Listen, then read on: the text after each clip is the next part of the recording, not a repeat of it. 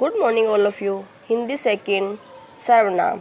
सर्वनाम के बारे में आप अपनी पिछली कक्षाओं में पढ़ चुके हैं, पर इस चैप्टर में सर्वनाम के बारे में और थोड़ा विस्तार से समझा रखा है। आगे सर्वनाम वाक्य में संज्ञा के स्थान पर जिन शब्दों का प्रयोग किया जाता है उन्हें सर्वनाम कहा जाता है। जो शब्द संज्ञा के स्थान पर प्रयोग किए जाते हैं सर्वनाम कहलाते हैं, जैसे मैं, वह, तुम, हम, सब आदि। ओके। अब होते हैं सर्वनाम के भेद। सर्वनाम के प्रमुख 6 भेद होते हैं: पुरुषवाचक सर्वनाम, निजवाचक सर्वनाम, निश्चयवाचक सर्वनाम, अनिश्चयवाचक सर्वनाम, संबंधवाचक सर्वनाम और प्रश्नवाचक सर्वनाम। ठीक है। अब इनकी परिभाषा को अपन विस्तार से पढ़ेंगे। सर्वनाम के भेदों की परिभाषाएं। पहला होता है पुरुषवाचक सर्वनाम।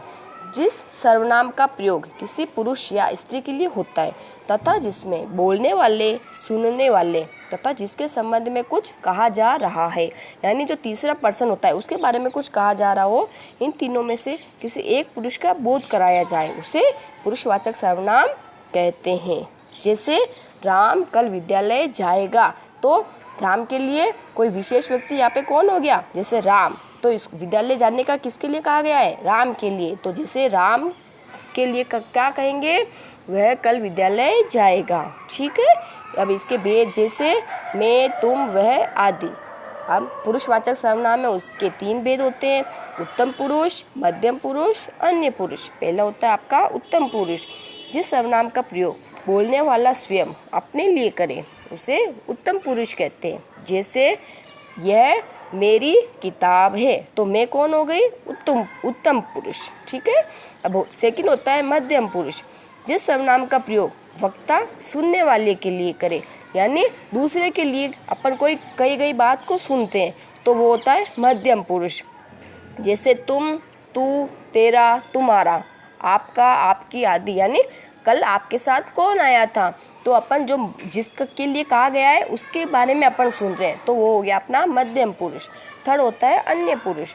जिस सर्वनाम का प्रयोग वक्ता तथा श्रोता के अतिरिक्त किसी अन्य व्यक्ति के लिए किया जाता है, नहीं तो इसमें कोई सुनने वाला होता के लिए और न बोलने वाले के लिए, बल्कि कोई अन्य थर्ड पर्सन के लिए इसमें इसका उपयोग किया जाता है, तो होता है अन्य पुरुष में। ठीक है। जैसे वह, वे, उसका, यानी वह उसकी बहन थी, वह उसकी बहन थी, तो उसकी कौन हुई? वो कौन हो गया? अन्य पुरुष। ठीक है। अब होता अपना सेकंड वाला निजवाचक सर्वनाम।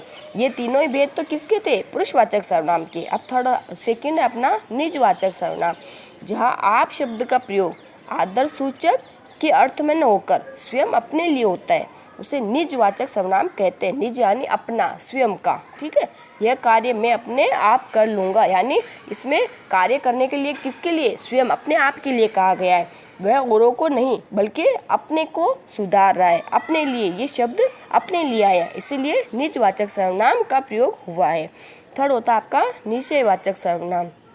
जिस सर्वनाम से किसी निश्चित वस्तु का बोध होता है उसे निश्चयवाचक सर्वनाम कहा जाता है।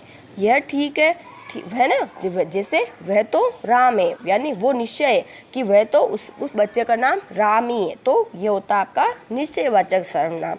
अब फोर्थ होता आपका संबंधवाचक सर्वनाम। एक सर्वनाम का संबंध दूसरे सर्वनाम से जोड़ने वाले शब्द संबंधवाचक सर्वनाम कहलाते हैं। जैसे जो, सो, तो। जैसे जो करेगा सो भरेगा, यानी एक के साथ दूसरा उससे रिलेटेड होता, उससे कनेक्शन रहता है। ठीक है। ये होता आपका संबंधवाचक सर्वनाम। फिफ्थ होता आपका प्रश्नवाचक सर्वनाम।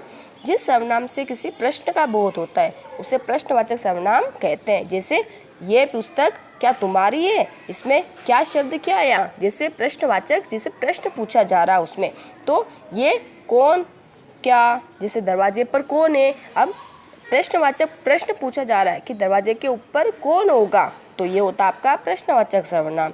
अब 6 है आपका अनिश्चयवाचक सर्वनाम। जिस सर्वनाम से किसी निश्चित वस्तु का बोध न हो उसे अनिश्चयवाचक सर्वनाम कहा जाता है। जैसे कोई, कुछ। ठीक है। जैसे कोई द्वार पर खड़ा है और उसके हाथ में कुछ है। अब कौन खड़ा है अपने को नहीं पता, और वो अपने हाथ में क्या लेके आया वो भी अपने को पता नहीं है, निश्चय नहीं है अपने पास, तो वो होता आपका अनिश्चयवाचक सर्वनाम। ये सारे हैं सर्वनाम के भेद। अब सर्वनामों में वचन, कारक और लिंग का भी उपयोग किया जाता है। जैसे वचन, कारक और लिंग के अनुसार सर्वनाम के रूप होते हैं। अब सर्वनामों में वचन कैसे होता है? उत्तम पुरुष, मध्यम पुरुष और अन्य पुरुष, ये सब क्या है? पुरुषवाचक सर्वनाम के 3 भेद थे। अब एक वचन में जैसे उत्तम पुरुष में मैं, मध्यम पुरुष में तू और अन्य पुरुष में हो गया आपका वह। बहुवचन के अंदर उत्तम पुरुष में हम, मध्यम पुरुष में तुम और आप, और अन्य पुरुष के अंदर वे और आप। ठीक है। अब आप क्या है? आदर्श सूचक सर्वनाम है। इसका उपयोग मध्यम पुरुष और अन्य पुरुष दोनों के अंदर हो सकता है। ठीक है।